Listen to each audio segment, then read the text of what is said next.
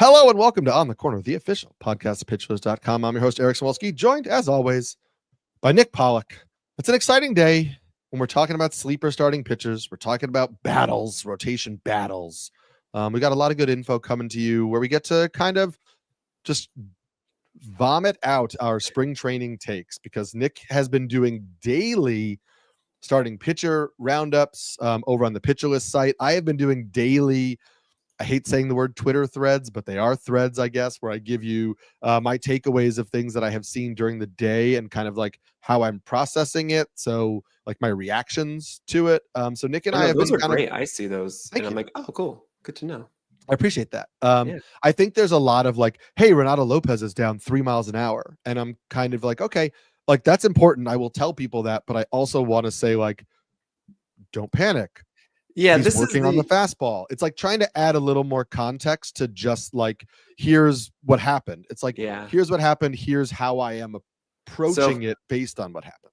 First of all, I am terrified that Renato Lopez is down on the fastball. Yeah. I think you should definitely be monitoring it. I'm not saying like this is a Grayson Rodriguez situation, but it might be. I'm just having a fun time.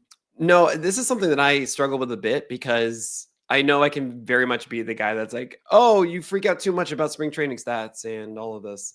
And no, I don't think I do. I think I just am saying, hey guys, this is a thing. Mm-hmm. I'm not saying that it's going to forever be a thing, but it's my job to let you know that this is the current trend.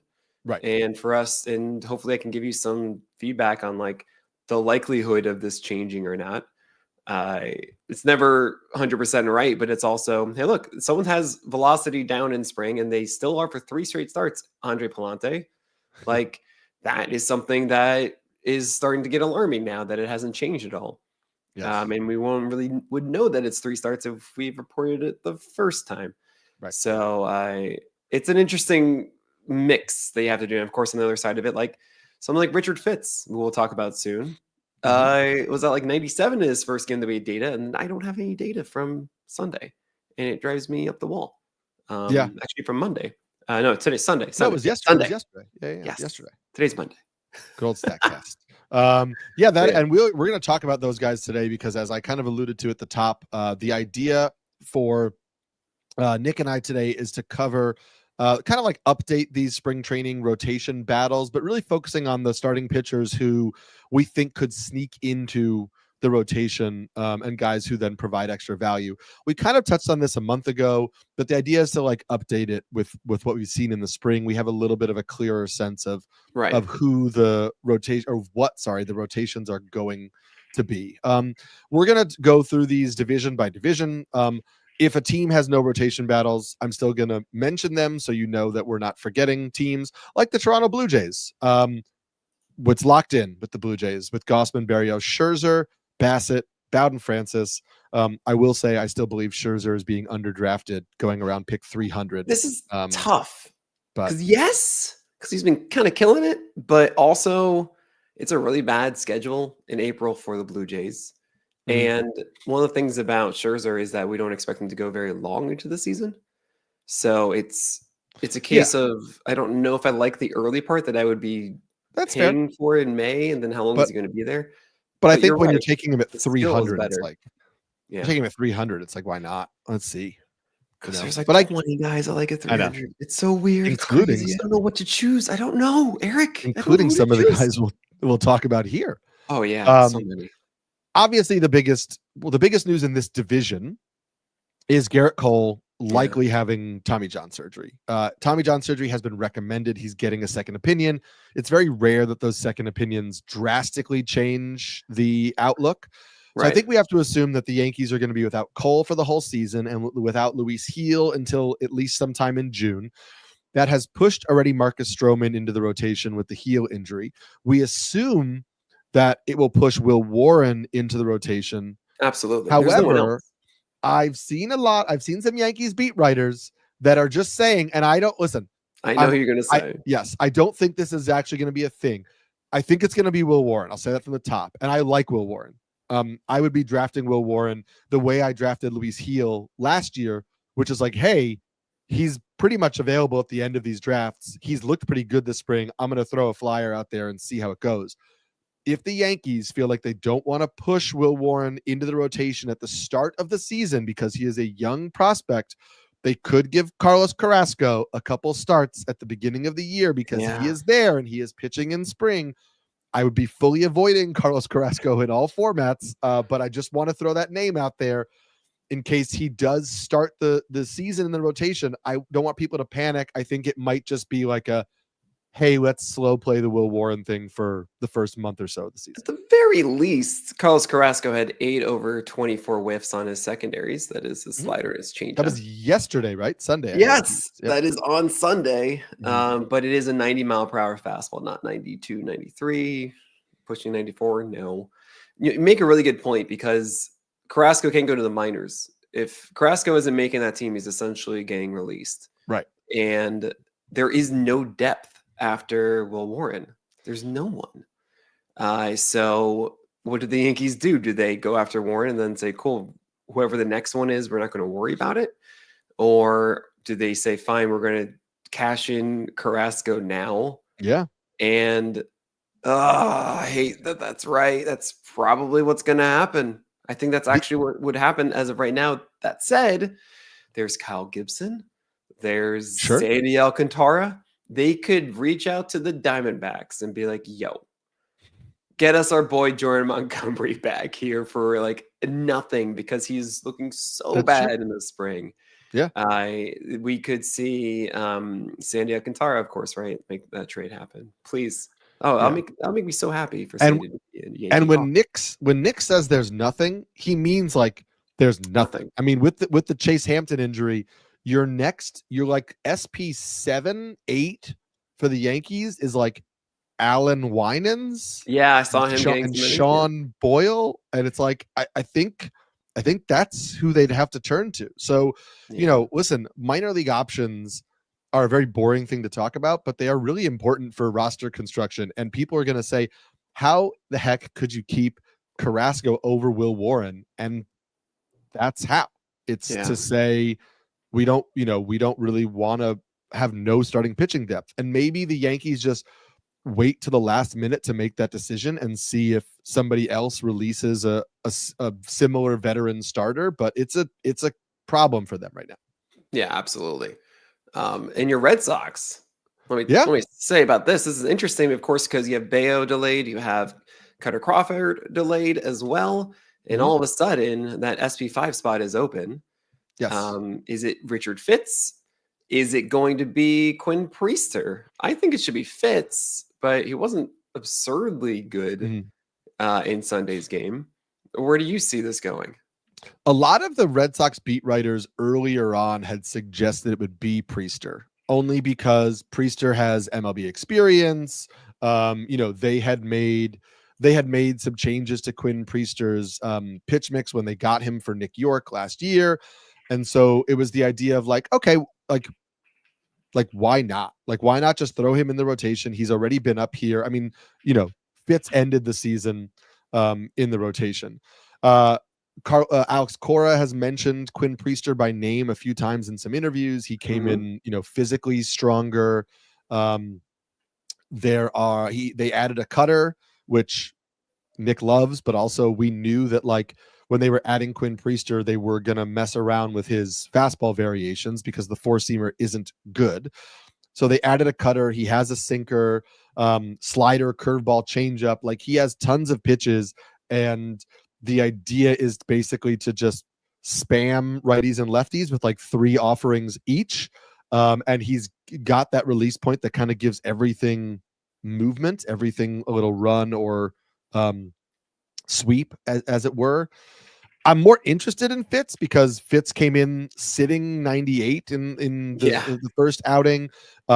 He was great for the Yankees, and the Red Sox were tweaking some things with him last year. They added a curveball for him as well, so he also has a new pitch in addition to the new velocity. I think the issue with this, different from like the Will Warren situation or the Orioles situation, which we'll talk about next, is this feels like a very limited time frame. Like one of these guys, whoever makes the rotation, is getting bumped when Brian Bayo is back, and Bayo is already throwing. Bayo is just delayed. His timeline is delayed. He's not out. Now, we know that teams are going to use their 6th starting pitcher over and over and over again. So whoever wins the job is going to get opportunities later in the year. But I think these guys, you're looking at the early schedule and you're saying, okay, I might take these guys for a couple of weeks.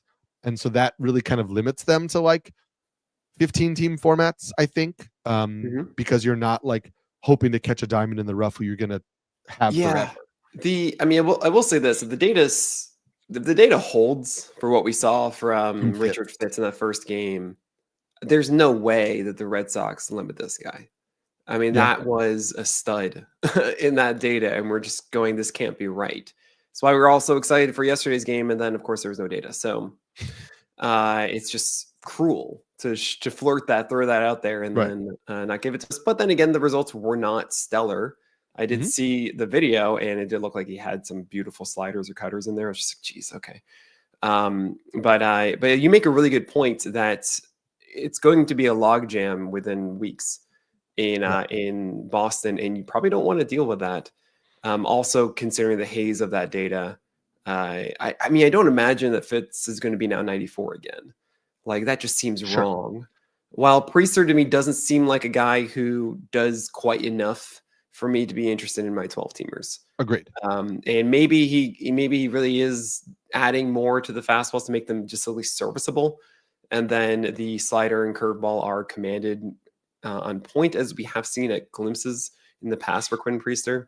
It still just doesn't feel like the dude you need to jump in on early in the season. Nope. So I'm fine waiting on both and just not really, and just waiting to see how this plays out, because I don't think anyone's aggressively drafting Richard Fitz at this point. We just wait on this. I have Fitz much higher, and I will say my updated starting pitcher rankings were out today on Monday the 10th, out on NBC Sports. So make sure you go and check that out. I tweeted out the link on Twitter and on Blue Sky, since Twitter was down for like 2 hours earlier today. So check that out. But I will say that I have Fitz higher. I have Fitz, in this range of like, hey, why not like dart throw young starting? Is that like 80s or stuff for you? Or 90s? No, I think he's below like the boring but guaranteed spot, like 15 teamers. I see. So I think I had Fitz like 115. I had him up around like Will Warren, and then I was like, you're getting a little carried away, because this isn't a spot where he can just run with it. Like, I don't, I think there's a little less. I think they moved to a 6-man if it was just that good, and then bump someone else and give more rest for someone. I don't know if he's just that good, you can't get rid of it. But it's not a high chance of that. I have him 125, and that's around where I have guys like Landon Rupp, Hayden Birdsong, Ben Brown, DJ Hers, where it's like, hey, there's upside in these guys, but none of them are going to necessarily break in the rotation. And where does it go? So I might move Fitz up if I needed to. Right. But we'll see. My rankings are coming out on Wednesday. I'm doing a live stream for it starting at 2 p.m. Eastern time. I have a podcast at 1. With the Cardinals podcast. And I should absolutely tell everybody which one it is. That'd be ridiculous if I'm just sitting here and going to some random podcast and they're listening to me going, Nick, say it. Say the name. And I want to get it exactly right. It, of course, are my friends at Talking About Birds, which I remember getting the email. I was like, Talking About Birds? Why am I? This is the weirdest ad target I've ever gotten. Talk about pelicans. Those First of all, it's Boyd watching. BOYD. And second of all, no, I'm really excited to go on that one at 1 p.m. on Wednesday. That should be a fun time. But yeah, 2 p.m. then I'm going to be doing my top 100. The first real, just concise top 100. It's going to be impossible for me to actually nail that down, but I'm going to find a way.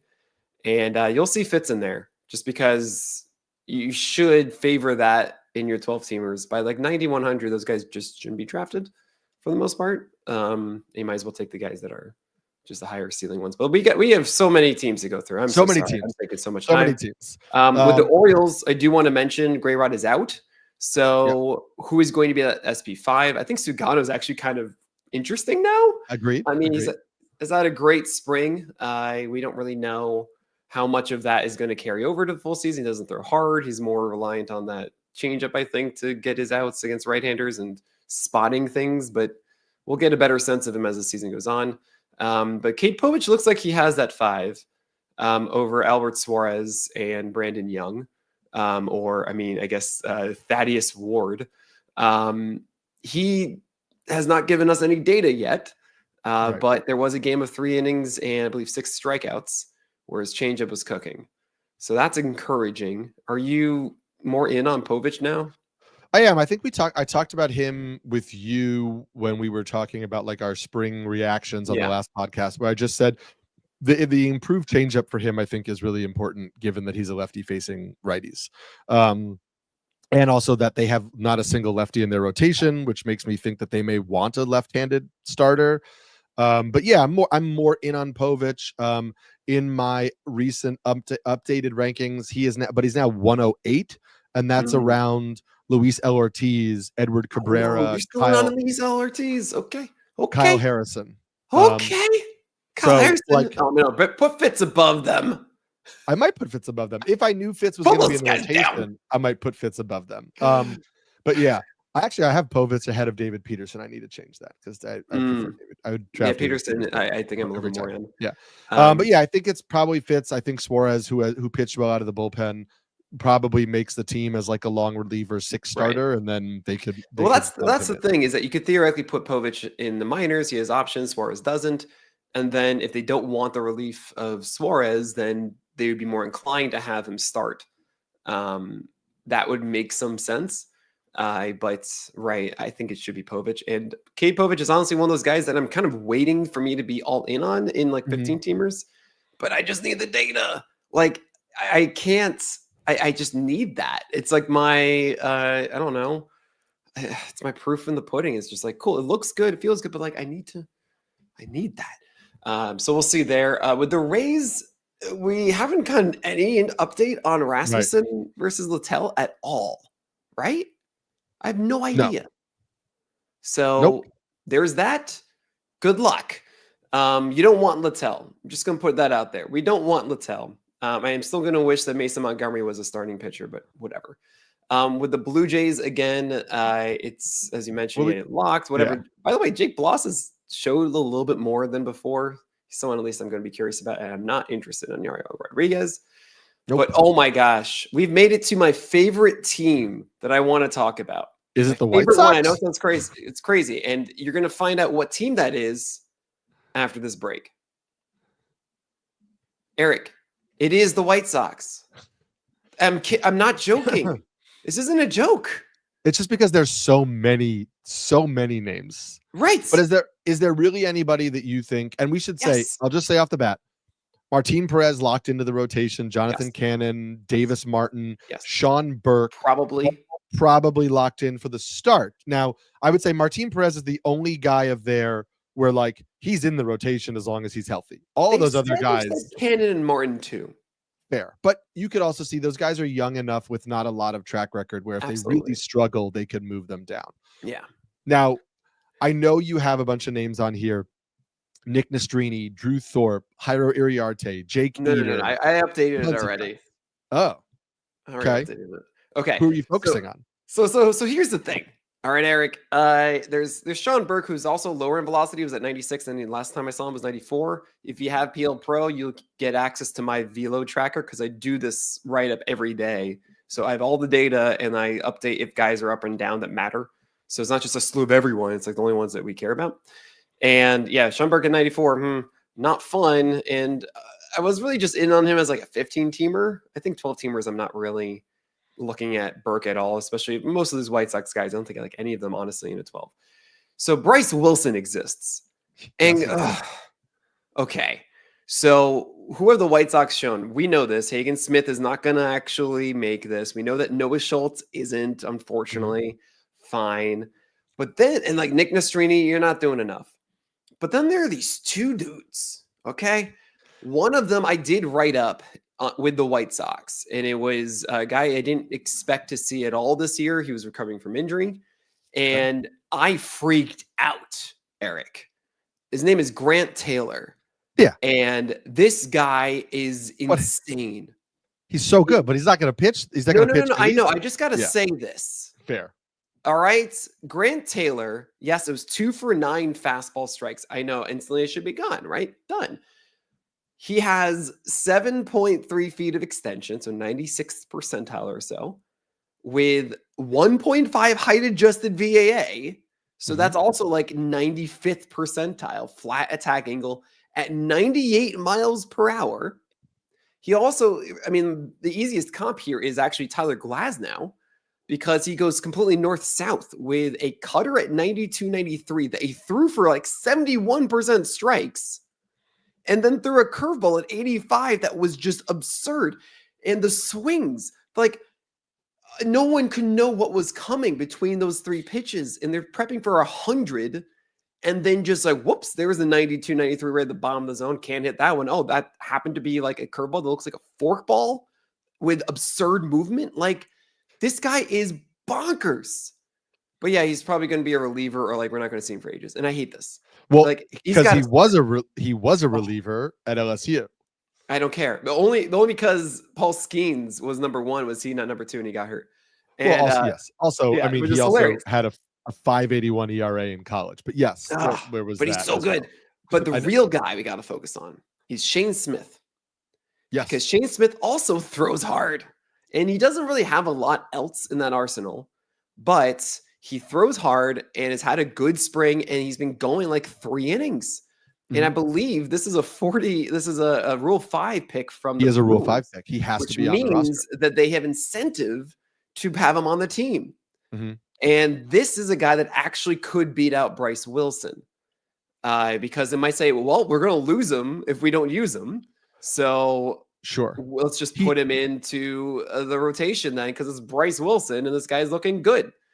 And he gained velocity since coming over from the Brewers. The Brewers didn't protect him. He got better. Sorry, Brewers. And then and now he throws like 97 or something like that. And like as a starter, and I'm like, guys, Shane Smith's kind of good. I'm really paying attention at least to Shane Smith.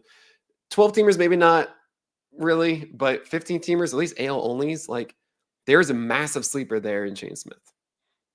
Yeah, I get that. I fully understand that. He was a reliever. They started to make him a starter last year in Milwaukee. So when you see like he only had 16 starts last year, like he had not started initially. So they were starting to transition him to a starter. So the White Sox continued doing that. I will also just mention Nick Nastrini, who I pointed out before, because we were a little interested in Nastrini last year. It turned out that he just couldn't really command anything. Like, he could not throw anything over the plate, but he was an interesting enough prospect for the Dodgers. He's looked better this spring. I mean, I'll get the full stats up. He's only thrown 7 2/3 innings, but just 2 walks. He tightened up his slider. He made it a harder, kind of tighter slider, which I think was probably for command reasons. Yeah, he could actually command the slider last year. He literally couldn't spot a fastball. It was like a 50% strike rate four-seamer, which is just what? Yeah. But he flashed as a Dodgers prospect. Even when he came over to the White Sox in 2023, I mean, this is a guy who in Double-A was putting up 35% strikeout rates. Right. The idea was just like, if you can't be more precise with your command against major league hitters, they're not going to chase those things out of the zone. But an interesting name to watch. And we are now like 25 minutes in here, and we've covered like 6 teams. But these are the important ones. We got a lot of these that we can just pick out, whatever. I'm going to whatever the Guardians for right now, because their rotation is locked in. Mackenzie Lively and Luis L. Ortiz are starting the year in the rotation. Now, whether those guys continue in the rotation long term is anybody's guess. I still don't necessarily trust that Tristan McKenzie is healthy. With the torn ACL a UCL that he didn't have surgery on, the velocity is up, but the command is all over the place. I could see them putting him on the IL and trying to get him to work through some of that stuff in the minors, which could give Joey Cantillo a chance, or Slade Ciccone. But I think that those are guys who are going to work in as the season goes on. Yeah, the problem with Cantillo is that the only time we got data on him was a start where he had much less extension and velocity. And that's worrisome to me. Like, something was going on, and I haven't had any data to say otherwise yet. But that's something to be cautious about with Joey Cantillo. Yeah, it's certainly something to watch, and also not starting in the rotation is something to watch. I feel like the Royals are kind of locked up. I mean, we know that it's Cole Reagan, Seth Lugo, Michael Wacha, Michael Lorenzen. Alec Marsh is working his way back, but he was delayed at the start, and so I think that Chris Bubich like kind of earned that spot. I mean, Definitely. he was really good as a reliever last year. He's looked good in the spring. I know that like there were some other guys in contention, but I think that's Bubich's spot. I think you agree. And Bubich is somebody who I like drafting at the end of drafts because he has looked good in the spring. And he has some prospect pedigree, and he has a little bit of extra velocity. And so if that kind of carries over, there could be some growth there. The Twins also have a locked in rotation, even though we really don't want to say that Chris Paddock and Simeon Woods Richardson are in the rotation, but I think that for all intents and purposes, we should expect them to break in the rotation.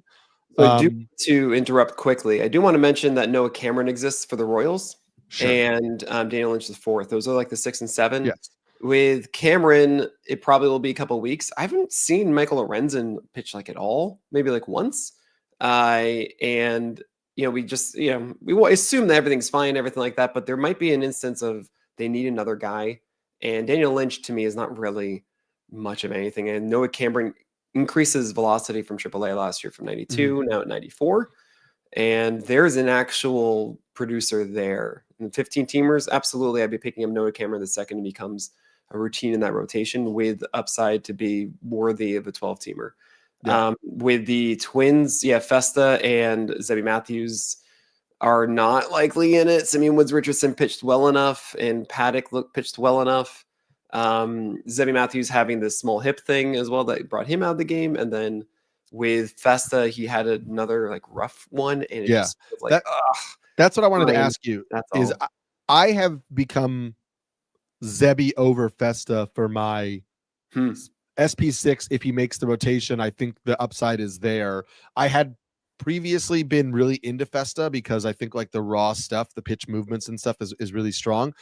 Zebby Matthews, we know elite command. Like of all the pitchers in professional baseball, his command last year was like among the tops.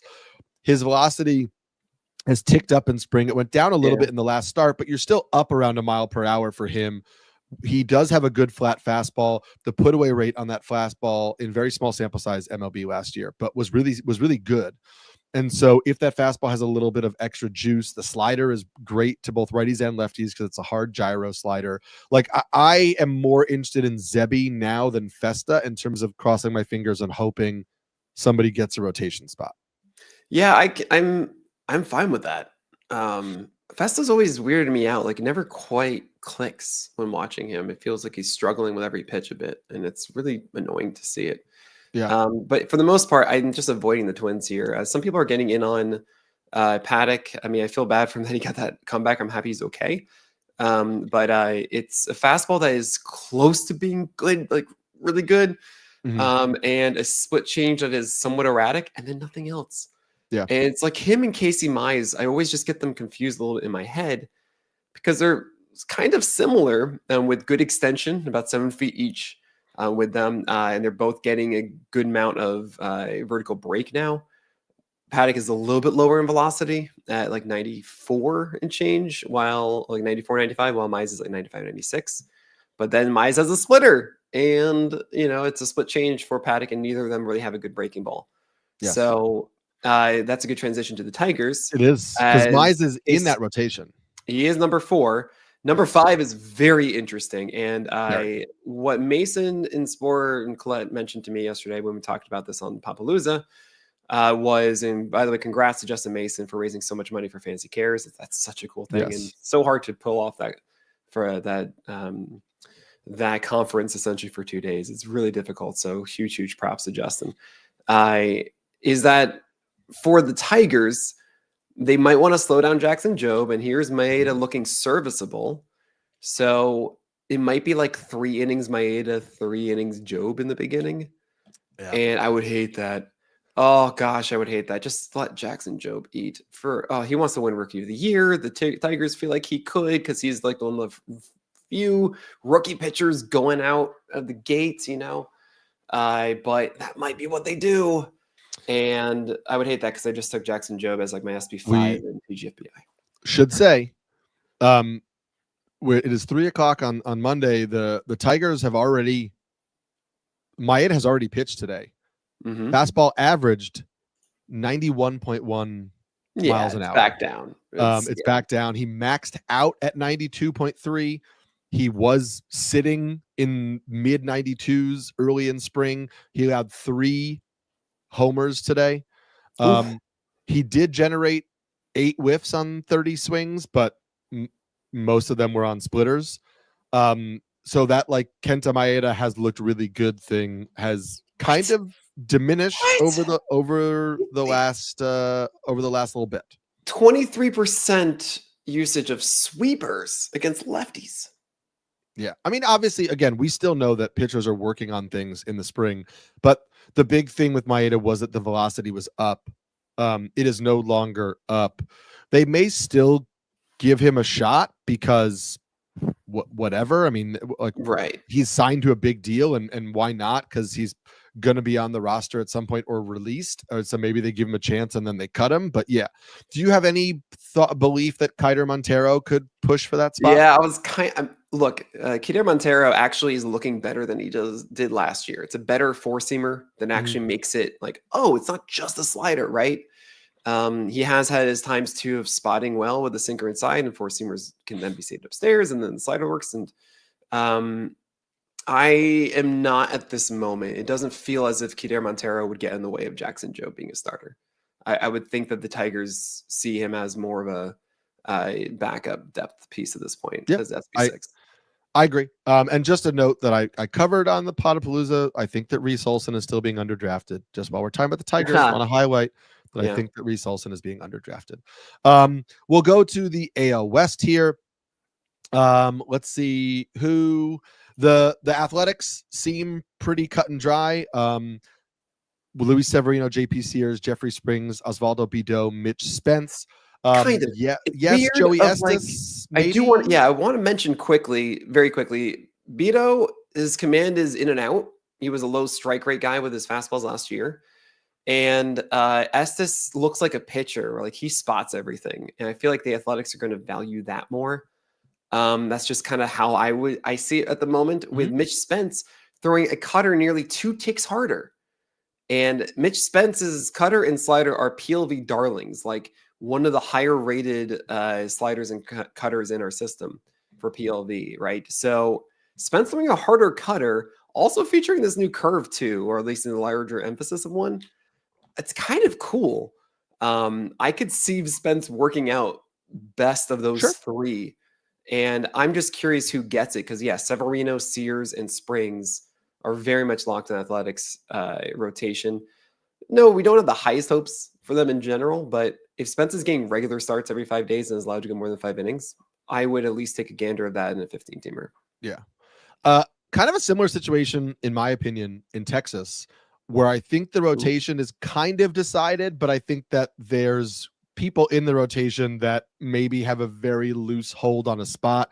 We know that Nathan Eovaldi, Jacob deGrom, and John Gray are starting in the rotation. We have a very strong suspicion that Cody Bradford is starting the rotation because we haven't heard anything otherwise.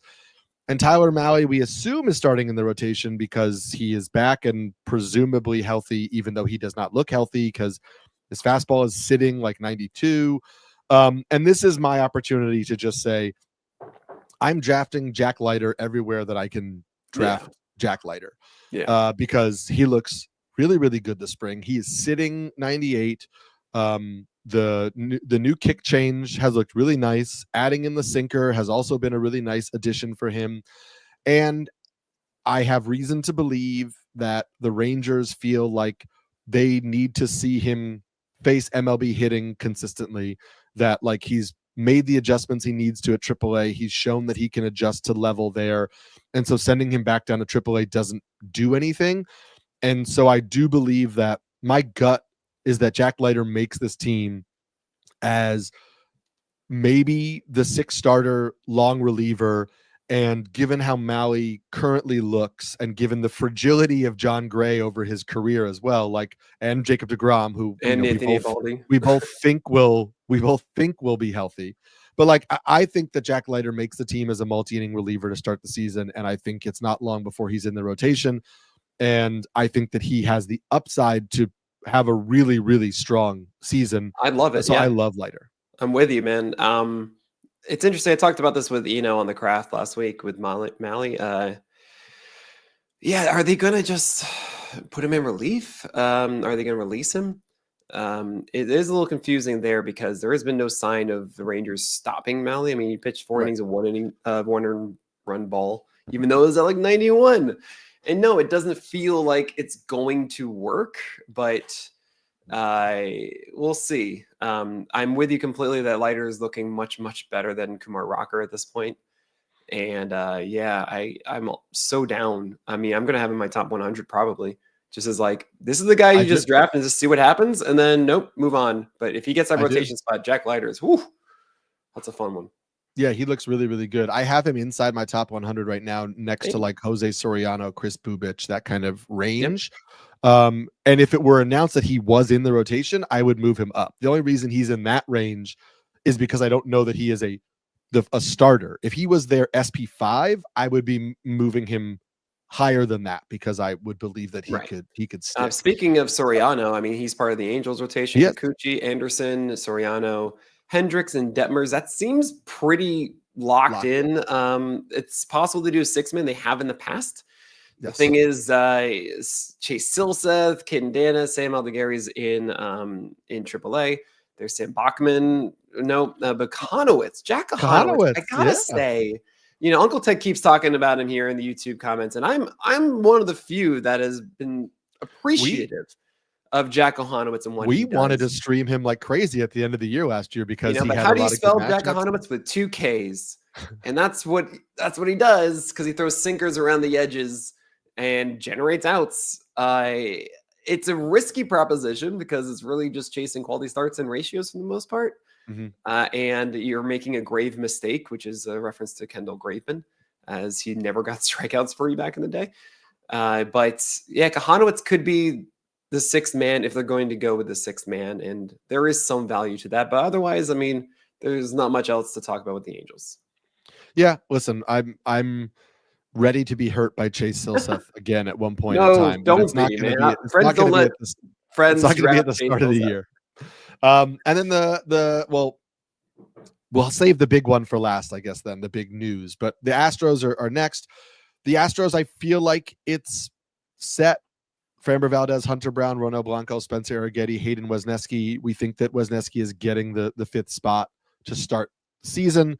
Unless you have some pushback there that you think anybody else is a real contender. No. And then obviously we move to the Mariners, where George Kirby is going to start the year on the IL. I am particularly concerned about George Kirby's shoulder inflammation, even though he wanted to pitch through it, is the quote, so that they're not overly concerned. However, he has dealt with shoulder inflammation 3 times in the last 3 years. And when you start to see those things kind of repeat, but nothing, it's just been inflammation, right? It hasn't been anything that has led to surgery, but clearly there's an issue that has led to this kind of popping up repeatedly for him. Maybe it's mechanical, who knows? I'm a little concerned. I think that Emerson Hancock is probably the starter, but not entirely. But I also I don't care, and I say that with all respect in terms of fantasy purposes. Like, if they announce it's Emerson Hancock, sure, if I'm in a 30-team league, he's a starter on an MLB team, and I'll take a gamble. But I just don't know that there's enough upside there to really take a shot unless I'm streaming him at home in a good matchup. If I had to be a betting man, I'd say it's Logan Evans. You think so? Okay. I just think he's had a better spring. And he kind of does. What's so weird about Hancock is that he has this sinker that moves a lot arm side, and he decides to throw more 4-seamers instead that are bad. And I don't get it. But Evans is I understand exactly what I do, and I utilize my pitches the way I'm supposed to, and it makes more sense. But yeah, you're right. I mean, even though they're going to be pitching at the T, which is which is Safeco, T-Mobile, and the anti-Coors because it's hot tea, not cold beer. Yeah, which is obviously going to help their pitchers. I still don't want to stream Hancock or Evans at home. Yeah, agreed.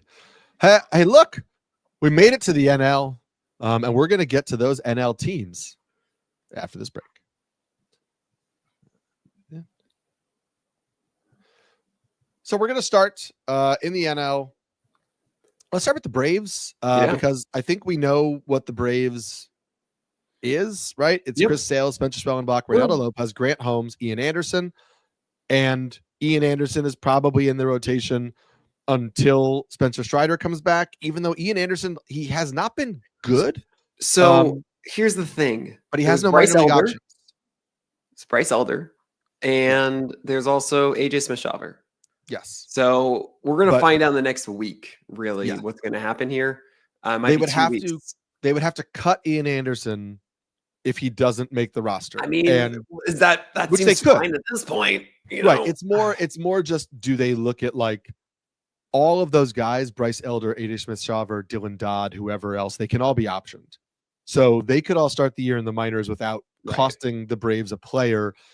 I think the Braves are a team that feels like they're going to be in contention. So even if Ian Anderson gave them a poor month of April, it's not going to prevent them from being in the playoff hunt. And given that he has been with them for a while and was at one point a very serviceable and promising young pitcher for them, and is still only 20, he has yet to turn 27. So he will turn 27 soon. Still young enough that like you might not want to just say, hey, we're done with you. So who knows? I mean, there's also the opportunity where they make him their long reliever. I think Roster Resource has their current long reliever as Buck Farmer. It's like you could move Ian Anderson into that spot and keep him on the team. So there's possibilities there. I also think we know what the Phillies is kind of, because we know it's Zach Wheeler, we know it's Aaron Nola, Christopher Sanchez, Jesus Luzardo, and Ranger Suarez if he was 100% healthy. But we also know who the Phillies SP6 is. It's Taijuan Walker. Yeah. And so we know that if Ranger Suarez is going to be delayed anymore and will miss the start of the season, it's going to be Taijuan Walker. And I think you and I are both kind of not really feeling that if that is the case. Ranger Suarez pitched on Sunday, and he was back to normal-ish, about 90 and change, as opposed to like just under 91 last year. But he was at 88 in the previous start. So the Phillies are being slow with Ranger Suarez. It does look like that he'll be good enough for opening day now, which is honestly a very big blessing for Philadelphia because you do not want Taijuan Walker. Even if he's higher in velocity, it's not enough. You don't want it. You don't. So otherwise, it's all pretty easy. After that, like Moises Chasse wasn't very impressive and actually was way worse in his spring debut. And then they have all these random names of like Tyler Phillips and Seth. I don't know though. He's Seth Johnson, like Michael Mercado. You don't want any of it. No, don't do it.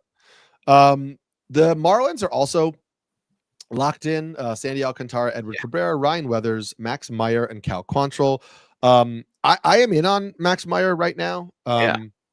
Just the added velocity on the fastball, which has also created added velocity on the slider, introducing the sinker into the arsenal, adding the sweeper. Like these are things that I think make Max Meyer way more well-rounded. I love taking gambles on him. I have him kind of like in the Will Warren tier, which for me, I was kind of aggressive. I thought on Will Warren, I have them all around like Bowden Francis, Mackenzie Gore, Nick Lodolo, like guys who have upside and are locked into rotation spots, but also come with question marks of like, what are you actually going to get? But if it breaks right, they're pretty solid prospects. Yeah, right. I mean, it's like the number 6 there is Xavier Curry. Yeah. Which is wild. Isn't it Xavion? Xavion. Oh, Xavion. Yes, thank you so much. It is Xavion. Yes. Appreciate that. That's it. So, oh boy.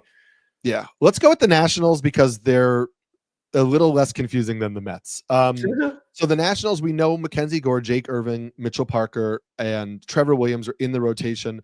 I am a believer that Michael Soroka is in the rotation because Soroka was signed in the offseason. They told him he was going to start, and he has been good in the spring. And so I don't think that he has done anything in the spring to kind of like lose his spot. Yeah, The velocity is up a decent amount. There's more movement on the slider, which has been good. But we should say that they signed Shinosuke Ogasawara from Japan in the offseason. Left-hander, not a high velocity guy, but another can command the arsenal, lots of pitches, can hit spots. He has been not great in the spring. And so I know that they were maybe giving him a shot, but I feel like he's either in the minors or is like a left-handed reliever out of the pen for them. Yeah, no, I agree with you. It should be Soroka at the number 5. I'm not super in on it. I know it sounds fun of like, oh my gosh, what a story, Michael Soroka and everything like that, Right. 94, 95, but it's not enough for me. It's kind of like a Brady Singer type of fastball slider, and they need something more here. It's not really an overpowering one in my view. I know he got some whiffs on it. Spring training, I'm not really sold on it. I need to see that change really come to form. But Michael Soroka back in the day was known as a command artist. It was beautiful. So maybe that's still in there for Soroka, and he can actually utilize a full arsenal and move around the plate. I'm curious about it. I'm not going to believe that it's going to be here unless he proves it in season. Agreed. The Mets are interesting because we think that they might use a 6-man rotation. They've kind of hinted not at using they've kind of hinted at piggybacking early on when they got the injuries to Sean Manaea, Frankie Montas. They mentioned the idea of piggybacking starters. So Kodai Senga, Clay Holmes, David Peterson feel safest, but maybe not David Peterson because he's been a reliever in the past. So maybe he's somebody they feel good about piggybacking, but whatever. Nick and I No. Peterson's safe. Peterson's safe. It's Canning, Blackburn, and McGill after that. And it's just what? And I think the idea is that all 3 of those guys are likely going to get innings at the beginning of the season. Yeah. Which 2 of them piggyback off of each other, we don't really know. I think you might look at like a Canning McGill situation because McGill we know has been a reliever, but I don't know. I think I got it. Okay. Sorry to interrupt you. Whoever the 4th starter is, let's just say it's Canning. If he's looking good enough, they will not pitch McGill, and then they'll save him for Blackburn, right? Oh, sure. It could just be that. Yes. That makes sense. There is a 7th here of Jose Suarez. Not Jose Suarez. I'm so sorry, Jose Budo. That they could have as their long relief, also here to double piggyback if they need to. Yeah. In short, you don't want any of them. I know there are things to like about Tyler McGill, and I get it. Trust me. I have a shirt that we made that says Ty Lord McGill in the Mets decor. Okay. I love it. But he doesn't command at all. He's not a good command pitcher. And that 4-seamer is meant to thrive like Bailey Ober's at 7 miles per hour harder upstairs. And he can't do it. Okay. It's the most annoying thing in the world. And I do not want to chase Tyler McGill. He is the best one of the lot here. Yes. But it's not he needs to showcase that he can actually do that, because until then, it's going to be absolutely maddening to roster. Can I throw out a potentially upsetting idea? Please. In his first season as a starter, could the Mets say, hey, one of the ways to keep Clay Holmes as fresh for us for the whole season is to early on in the season limit him to 4, maybe 5 innings a start and piggyback him with one of these other guys? Wow, you weren't kidding about upsetting me.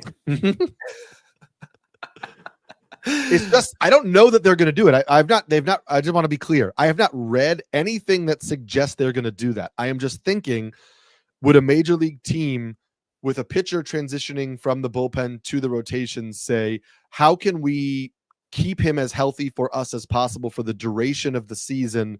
Would limiting his early starts to 4 or 5 innings help us to get him to 150 deep in the season? I mean, I would say 2 things. One, the necessity to limit him isn't as needed as others, because pitching a full season relief is still very strenuous, and it is I don't know, you're pitching the whole year essentially. Yeah. Second, having a 6-man innately does that too. Sure. And third, you have Minaya and Montas coming back. That's as well, so you're going to maintain that. Right. And so maybe you can actually ease up on Holmes later on if you want to, because they'll have more options, but not now. Now is when they need the help, because Canning, Blackburn, and McGill are like, oh boy, don't give the life preserver to Holmes here. He's looking great. Yeah, no, Holmes does look great. I'm super interested in him. I'm glad you talked me out of that one. We're going to move to the NL Central. I think the Pirates are kind of locked in, unfortunately, because what means one guy is that people want to be in the rotation is not in the rotation. But we think it's going to be Paul Skeens, Mitch Keller, Jared Jones, Andrew Heaney, who all seem to have very guaranteed spots in the rotation. Absolutely. And then the 5th spot seems likely to go to Bailey Falter, again, a pitcher with no minor league options. So Bailey Falter needs to make this team out of spring or be released. And you may say, it's Bailey Falter, just release him.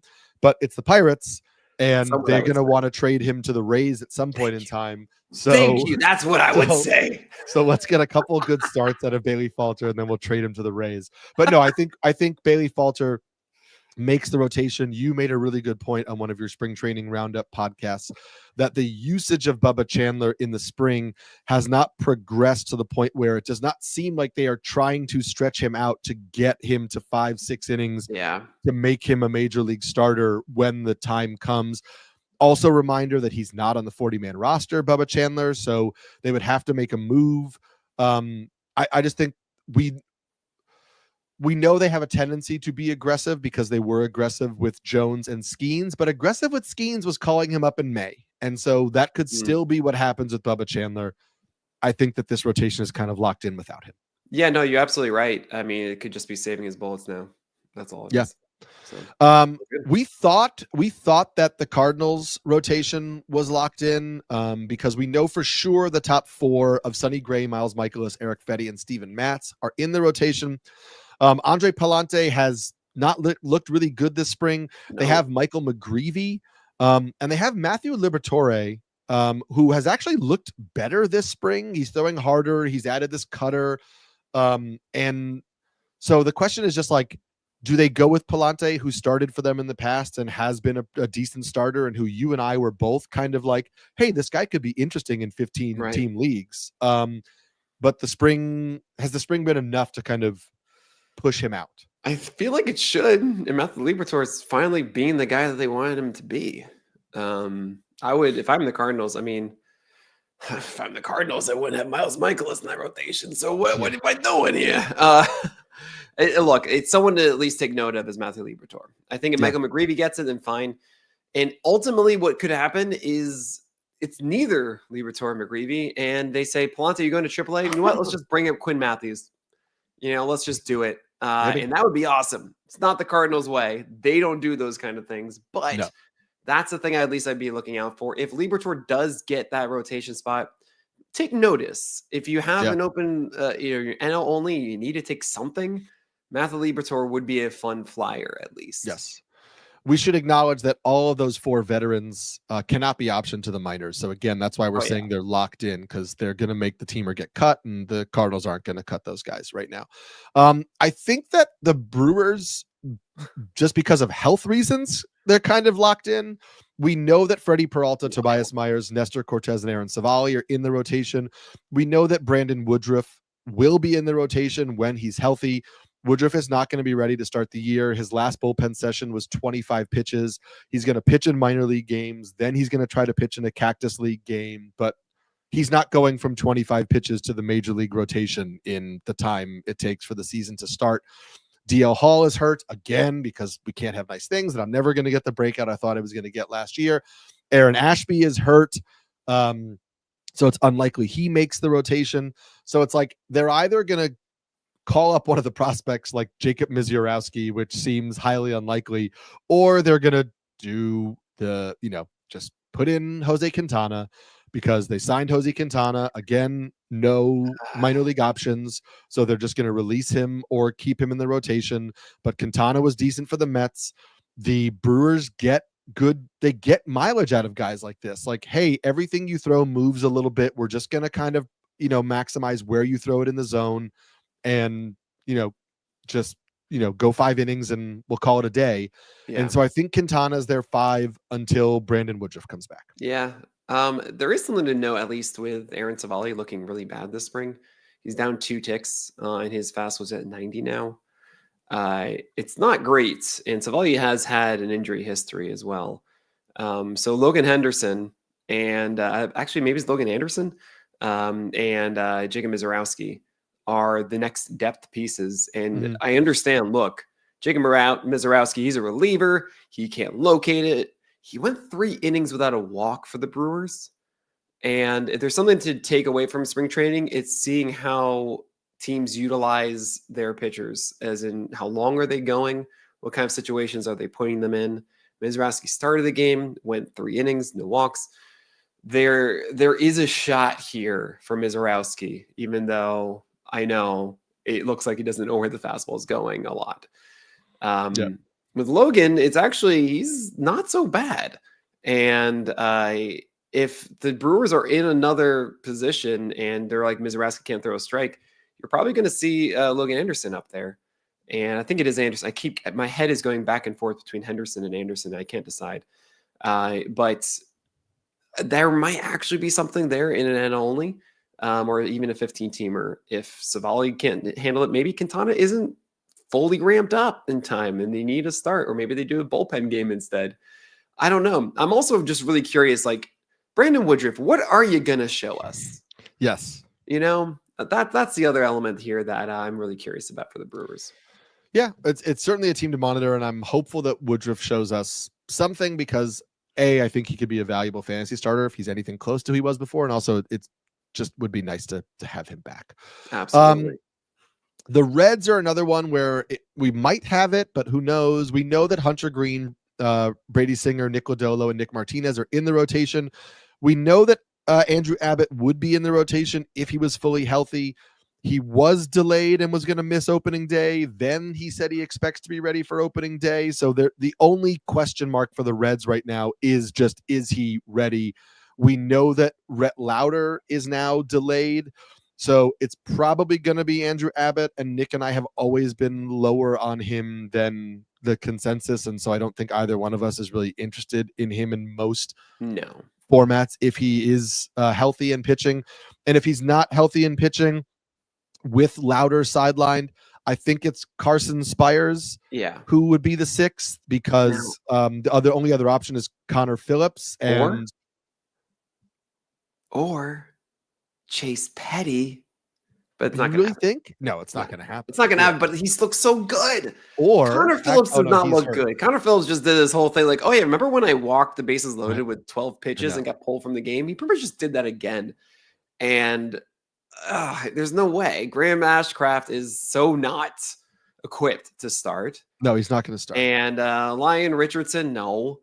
And so it's pretty much just Carson Spires, but then like Chase Petty just has showed up and be like, I'm kind of dope. I throw mid to upper 90s with location and a good sinker inside and breaking, and like Chase Petty's a dude. Yeah. I'm just wishing there's a spot for him to open. If Wade Miley was healthy, I would say he could have snuck in. Oh yeah, but that's going to be like the middle of the year or something, isn't it? Yeah. Isn't it like a long? I think I think it's a longer term thing, and it seems like one of those things where he was signed to like provide counsel and depth, whatever insight to these young pitchers. Yeah. So that leaves the Cubs. The Cubs, we know Shota Imanaga, Justin Steele, Matthew Boyd, Jameson Taillon are in the rotation. There is a plethora of names. Colin Ray, Jordan Wicks, and Ben Brown all seem to be battling for that final spot. They signed Colin Ray in the offseason, which makes me think that he might be the leader. He has pitched out of the bullpen before, though, and he, again, another guy with no minor league options. So they could just shift him to the bullpen and keep him on the team and not risk losing him. And if they were to do that, then I think you get Jordan Wicks in the rotation, but Jordan Wicks has minor league options. So there's also the possibility that they say, hey, we're just going to put Jordan Wicks in the minors and keep Colin Ray up here. I just totally forgot. Colin Ray reminds me of another pitcher that I totally dropped the ball on with the Rangers. It's Adrian Hauser is up 2 ticks. Oh, you do like in Adrian 95. Hauser, yes. And there is a shot that they're like, all right, Leiter, just stay down there. We signed Adrian Hauser for nothing. And like, that works. And they might just put him in there. And it's kind of the same thing with Colin Ray. Ben Brown is not the guy. I'm sorry. I want him to be too. I just feel like he doesn't have a third pitch and he's trying to find one that is reliable, and there isn't one there. The fastball gets hit. It does not have a 10% swing strike rate for a reason. So then it's Jordan Wicks, and Jordan Wicks hasn't looked smooth. Colin Ray is a council boy from the Brewers, and it just seems like, all right, let's just put him in there. It makes all the sense in my view. So I think the Cubs just might do that and call it a day. It's not fun. Caleb Killian's down there. He wasn't as impressive as we wanted him to be. Brandon Birdsell is hurt. Cade Horton finally pitched an inning. But yeah, I don't want to touch any of these guys as the SP5 for the Cubs. Yeah, agreed. Nick, we've made it to our final division. It's the God. NL West. We're going to start with them after this break.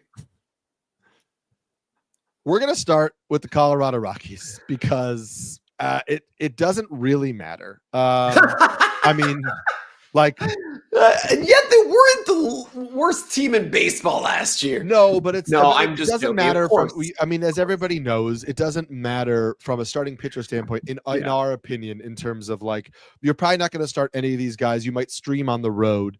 German Marquez, Ryan Feltner, Kyle Freeland, Antonio Senzatella locked into rotation spots. Austin Gomber would also be that 5th rotation spot for now. However, he is delayed. He's got a shoulder issue. Bradley Blaylock, who they got from Milwaukee in July, probably the favorite. I know people want to see Chase Dollander make his, win a spot. He's not on the 40-man. They could give it to him, but he literally hasn't pitched the minor league game, guys. Right. Also, he has not been good this spring. And I know that like surface level stats only matter so much in spring training, but they tend to matter more to guys who are 23 years old and don't have a minor league track record and are trying to make a major league roster. And so I just don't think it's going to be him. Bradley Blaylock, I will just say, like, there are some intriguing things about him where, like, again, I'm not drafting him. But it would not surprise me if he forces his way to remain in the rotation, and in like May at some point, you're like, you know what? Like, Blaylock's on the road against the White Sox, and I'm willing to stream this in a 15-team league. So yeah, it's a case where you selfishly wish he was not a Colorado Rocky because he's kind of interesting, but yes, he's there, so we move on. If he was on the Brewers, and maybe they could be starting him instead of Jose Quintana. But, and a really easy one is the Diamondbacks, who are locked with Burns and Gallen and Kelly and Eduardo Rodriguez and Brandon Pfaadt. There's Ryan Nelson, who's there, who actually lost some velocity and hasn't really done a whole lot in spring for me to get excited. There is actually a little bit more vert, but I don't really want to chase Ryan Nelson right now. There's no spot for him. And Jordan Montgomery, finally, he got a moment yesterday. He couldn't even get through one inning. He was down like 3 ticks at 88 miles per hour. It was so bad. And at this point, I'm just amazed that the Diamondbacks have found themselves in a position where no one would take him. I mean, like, you have to eat all the contracts except for like $1 million at this point, or something ridiculous. So that's a ridiculous thing in Arizona. But I think there were more interesting things in San Francisco going on.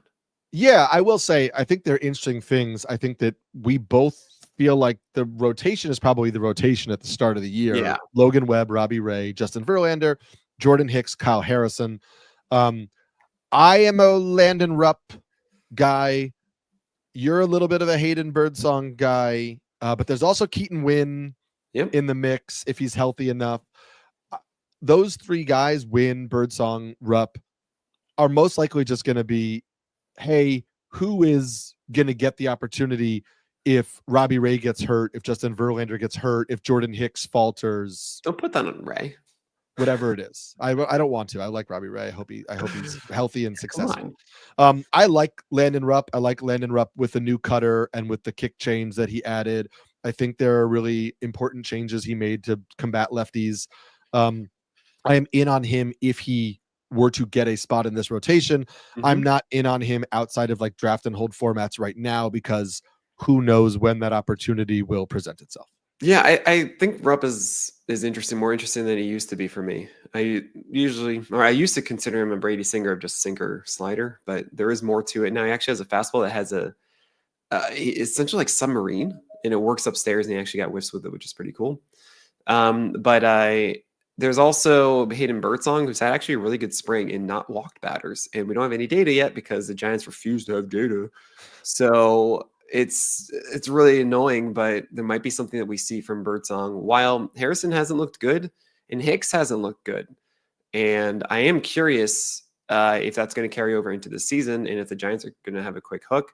Keaton Wynn showed up and had a good outing with his splitter working as well. So there are things about all three of those guys, as you mentioned, and it might not be so long before the Giants actually make a swap there. So pay attention to them. I think Birdsong is the most intriguing one to me as far as clear upside, but I would have to see really what he's doing in that first opportunity in the majors. Yeah, fair. I get that. We'll go to San Diego because we got news today that Johnny Brito is being considered out of relief. So Brito has removed himself from the equation. So the starting pitcher 5 battle is between Randy Vasquez, Stephen Kolek, Kyle Hart, and Matt Waldron. I think a lot of people thought that Kyle Hart was kind of the front runner because he was coming over from the KBO, where he won like the KBO version of the Cy Young. And as Eno has pointed out on the craft with you before, kind of like made some Eric Fetty-like adjustments in terms of adding in multiple fastball variations, adding sweep on the slider, things like that. But Kyle Hart has not pitched in a game. He's pitched on the backfields, and he's pitched in live BP and stuff like that. And so ostensibly he is up to about 3 innings of work. But until we see it in a spring training game, we have no data. We have really no information. We don't know what it's going to look like. This situation for me is really hard to pinpoint. I still think that Kyle Hart is the favorite for me over Matt Waldron, who I think can succeed out of the bullpen. The knuckleball was great for a stretch and was a good story, but I don't know that he's enough to be considered a starter in the rotation. I think also I'm going to look this up as we're chatting, because I do believe that the Padres are another team that does not have a lefty starter. Kyle Hart would be the only one. That is correct. That is correct. Yep. And so I think that gives Hart another little bit of a leg up. So yeah, we'll see that. I think that we're not going to know for a while.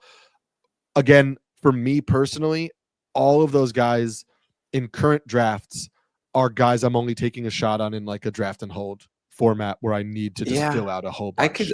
Honestly, I think that Kyle Hart's a 15-team sleeper.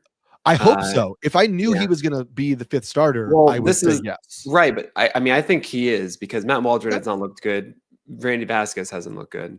And in Hart, I feel he's 3 innings so far. They're just taking it slowly, but like that is their guy, I think, for that spot. And it's just because we have no data out is why no one's touched him. And being the 5th starter for the Padres is a very good thing. Sure. I think that Hart, based on what we've heard and everything, is up to the task to be just a boring old Toby. And a 15-teamer, there is value to that. So NL onlys, Kyle Hart's much better than I think chasing Vasquez or Waldron or for sure a lot of those other guys like this. So yeah, I think Hart is my favorite there, and I take your point in the 15-team leagues. And we will end with probably the most confounding team to talk about, because is their whole rotation in a timeshare? We don't know. It's the Los Angeles Dodgers. We can assume we're just going to talk about the start of the year here, right? We know that the Dodgers tend to do things with innings manipulation. We're not going to cover that right now. Yoshinobu Yamamoto, Tyler Glasnow, Blake Snell, Roki Sasaki are going to be in this rotation at the start of the year. I think that you and I both think that Dustin May probably claims the 5th spot. It's a battle between him and Tony Gonsolin and Bobby Miller.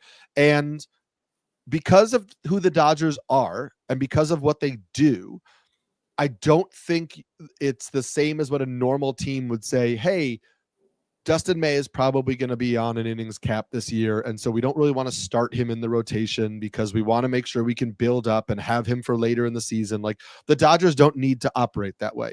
Absolutely. Dustin May is healthy now and pitching well, and he can be in the rotation. And if he's out of the rotation by June because they either move him to the bullpen or they phantom IL him and get him some minor league starts or whatever it is, that's a situation that the Dodgers will cross when they get there. And so I think that I would find it hard to believe you get more than 5 innings in a start from Dustin May, just because they can monitor his innings that way, and he is coming back from not only Tommy John surgery, but that like really scary esophageal issue that he had.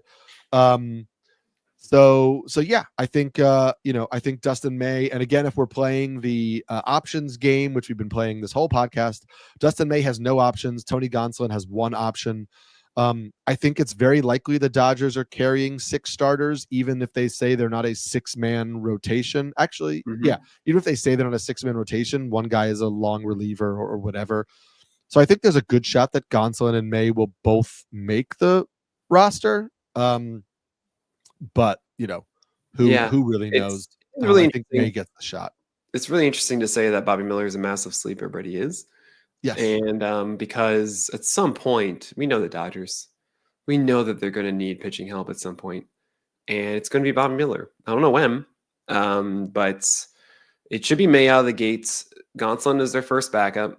It does actually kind of look like Justin Rabolski might be their 3rd option. But Bobby Miller at some point is going to, I don't know, figure out his whole shtick and then be amazing again.